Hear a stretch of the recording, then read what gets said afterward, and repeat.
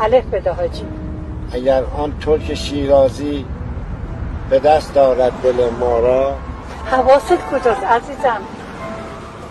چرا قرمزه؟ اگر آن ترک شیرازی به دست دارد دل ما را.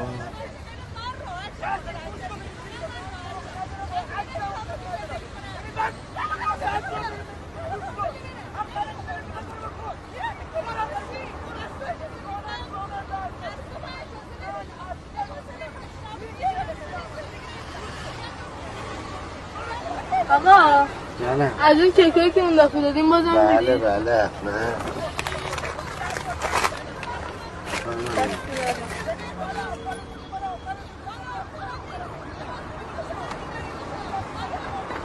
بابا جان بیا. آقا بسه بیا.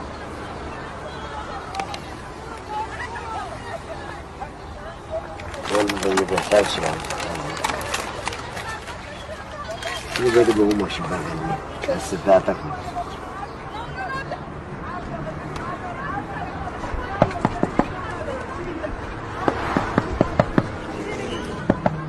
چی میگی پسر تو؟ چی میگی؟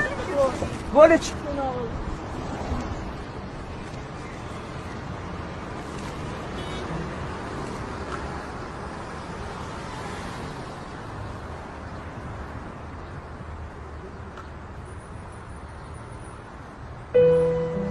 بده ساقی می باقی که در جنت نخواهی یا کنار آب رکناباد و گلگشت مصلا را.